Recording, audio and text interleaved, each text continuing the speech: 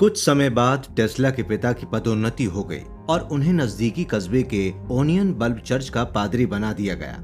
Tesla के पिता अपने पूरे परिवार के साथ स्मिल्जन गांव छोड़कर गॉस्पिक में रहने लगे। टेस्ला अब इतने बड़े हो चुके थे कि वो अपने स्कूल की पढ़ाई शुरू कर सके। टेस्ला के पिता ने टेस्ला को गॉस्पिक केसी हाई स्कूल में पढ़ाई के लिए भेजना शुरू कर दिया, जहां वो खुद धर्म की शिक्षा देते थे। लेकिन टेस्ला को गॉस्पिक की शहरी जिंदगी बिल्कुल भी रास नहीं आई। उन्हें अपने गांव स्मिल्जन की याद सताती रहती थी, जहां वो आजादी के साथ अपने खेतों पर चिड़ियों और जानवरों के साथ खेलते और घास में कलाबाजियां लगाया करते थे। इसी दौरान टेस्ला को अपने भाई की मौत के सपने आने लगे। टेस्ला को रात में जब ये सपने आते तो डर की वजह से वो जाग जाते और फिर पूरी रात सो नहीं पाते थे। गॉस्पिक में पढ़ाई करते हुए टेस्ला शहर की लाइब्रेरी में किताबों को वर्गीकृत करने का काम करने लगे। जब रात को नींद नहीं आती थी तो टेस्ला इसी लाइब्रेरी से किताबें ले जाकर रात को पढ़ाई करने लगे। हालांकि टेस्ला के पिता ने उन्हें रात में पढ़ाई न करने के लिए सख्त हिदायत दी थी। उनका कहना था कि रात में पढ़ाई करने से टेस्ला की आंखें खराब हो सकती हैं। इसके बावजूद टेस्ला घर में सबके सो जाने के बाद अपने कमरे में छुपकर पूरी रात किताबें पढ़ा करते थे। ऐसे ही एक दिन रात को पढ़ने के लिए टेस्ला अबाफी नाम की एक किताब घर लेकर आए। इस किताब में अबा के बेटी की कहानी थी। टेस्ला कहते हैं, इस किताब का मुख्य पात्र भी 8 वर्ष की आयु तक मेरी तरह कमजोर और शर्मीले स्वभाव का था। इस किताब ने मेरे अंदर की इच्छा शक्ति को जगा दिया और मैंने अपने व्यवहार में आत्म संयम बढ़ाना शुरू कर दिया। शुरुआत में तो मेरे इरादे उसी तरह गायब हो गए जैसे अप्रैल के महीने में बर्फ गायब होती है, लेकिन जल्दी मैंने अपने मन पर काबू पाना शुरू कर दिया और कुछ ही समय में मैंने अपनी कमजोरियों पर विजय पा ली। फिर मैं केवल वही काम करने लगा जो मैं वाकई करना चाहता था। केवल 12 वर्ष की आयु से टेस्ला अपनी इच्छाओं पर काबू करने और अपने मन को नियंत्रण में करने के लिए अभ्यास करने लगे थे। अपने बड़े भाई की मौत का गम, माता पिता से तनावपूर्ण रिश्ते और अपनी इच्छाओं को दबाने के प्रयास में टेस्ला का व्यवहार विचित्र हो गया। इसी वजह से टेस्ला लोगों से कटकर रहने लगे और उनका सामाजिक संपर्क बेहद कम हो गया। हालांकि इन मुश्किल परिस्थितियों में भी उनकी मदद उनके आविष्कारशील दिमाग ने ही की। एक बार गॉस्पिक शहर की फायर ब्रिगेड अपने नए आग बुझाने वाले इंजन का प्रदर्शन करने के लिए आई हुई थी। जैसे ही फायर ब्रिगेड ने अपना प्रदर्शन शुरू किया, तुरंत उनके इंजन में कुछ खराबी आ गई और पानी आना बंद हो गया। वहां मौजूद टेस्ला ने तुरंत मशीन की कमी ढूंढ निकाली और उसे ठीक कर दिया।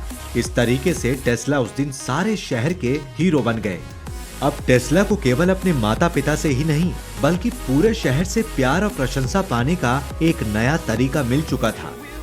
10 से 14 वर्ष की आयु के बीच गॉस्पिक शहर के हाई स्कूल में पढ़ाई की। गॉस्पिक का यह हाई स्कूल उस जमाने के हिसाब से काफी आधुनिक था। इस स्कूल में अलग से एक फिजिक्स के लिए डिपार्टमेंट की स्थापना की गई थी।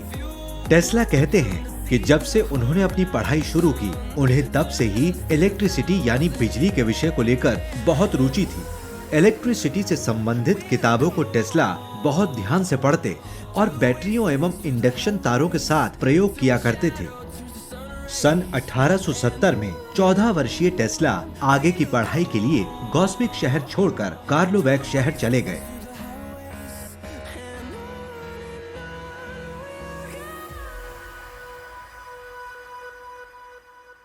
कार्लोवेक शहर क्रोएशिया की राजधानी जाग्रेब से कुछ ही दूर पर सावा नदी के किनारे बसा हुआ था। यहाँ के higher real gymnasium high school में निकोला टेस्ला ने अपनी आगे की पढ़ाई शुरू की। कार्लोवेक में टेस्ला अपने पिता की बहन के घर रहते थे। कार्लोवेक में टेस्ला ने गणित और कई अन्य भाषाओं का ज्ञान प्राप्त किया। यहाँ पर टेस्ला की मुलाकात फिजिक्स के अपने नए टीचर से हुई, जिनका नाम मार्टिन सेकुलिक था।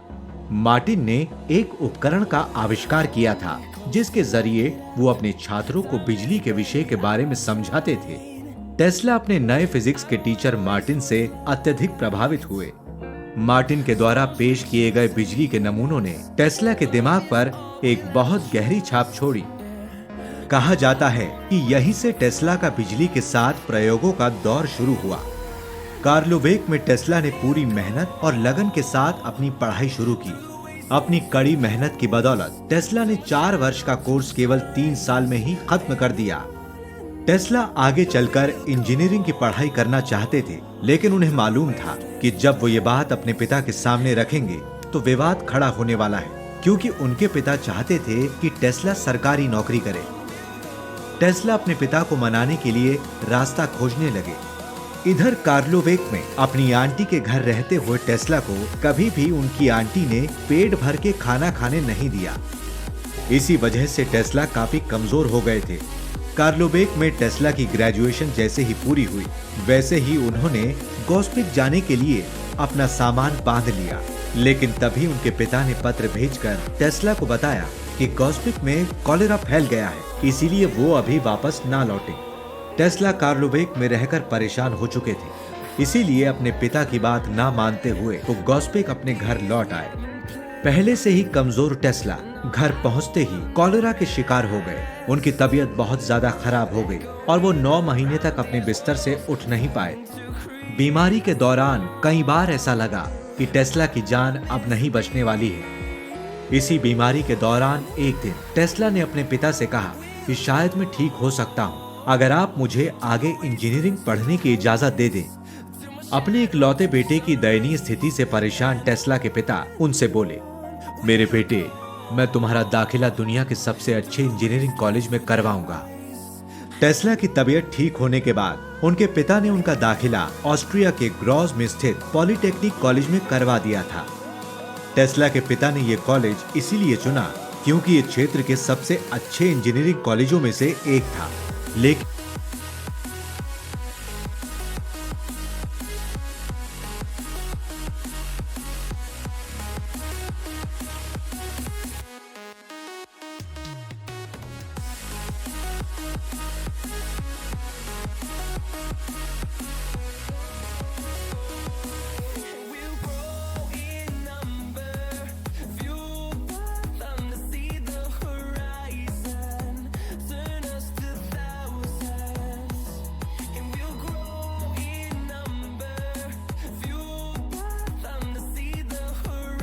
इसी बीच तुर्की के साथ युद्ध की शुरुआत हो गई।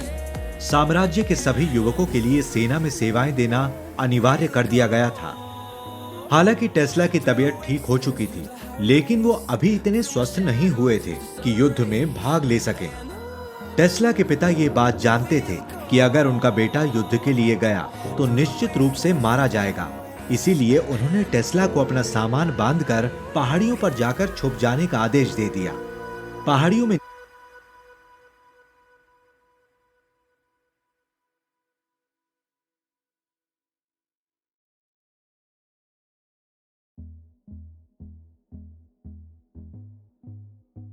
निवास के दौरान टेस्ला को खुद शिकार करके अपने खाने का इंतजाम करना पड़ता था।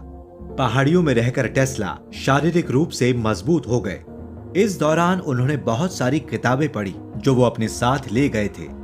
अब अगले चैप्टर में आप जानेंगे टेस्ला की कॉलेज लाइफ और उससे जुड़े दिलचस्प किस्सों के बारे में।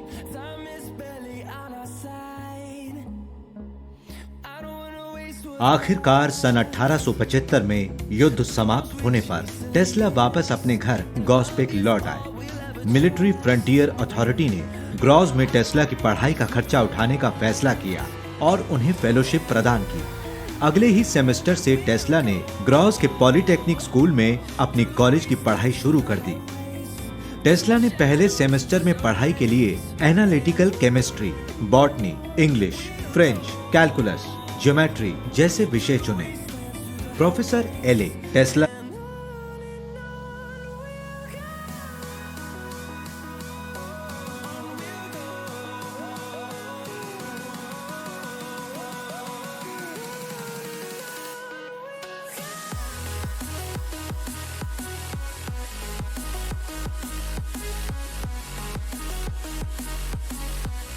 को कैलकुलस पढ़ाते थे।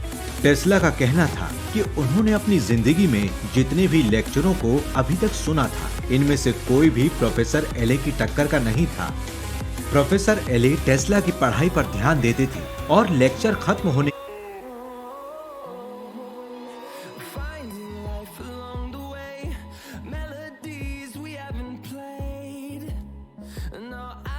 के बाद भी टेस्ला को 1-2 घंटा अधिक पढ़ाते थे। इस दौरान प्रोफेसर एले टेस्ला को नए नए सवाल देते थे, जिन्हें हल करने में टेस्ला को अत्यधिक आनंद आता था। टेस्ला को अपने कॉलेज की पढ़ाई बेहद पसंद आई और वो दिन में 20 घंटे से ज्यादा समय केवल पढ़ाई में ही दिया करते थे। उन्होंने अपने मुख्य विषय के रूप में इंजीनियरिंग का चुनाव किया और साथ ही अपने सिलेबस में बदलाव करते हुए कई नई भाषाओं को भी सीखने लगे।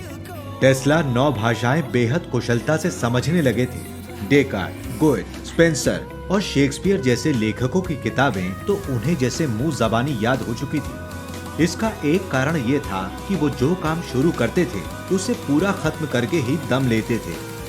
अगली गर्मी की छुट्टियों में टेस्ला सभी सब्जेक्ट में A+ अंकों के साथ पास होकर घर वापस लौटे। टेस्ला को उम्मीद थी कि उनके माता पिता रिजल्ट को देखकर बहुत खुश होंगे, लेकिन खुश होने के बजाय टेस्ला के पिता ने उनसे दोबारा कॉलेज जाने के बजाय गॉस्पिक में ही रुक जाने के लिए कहा।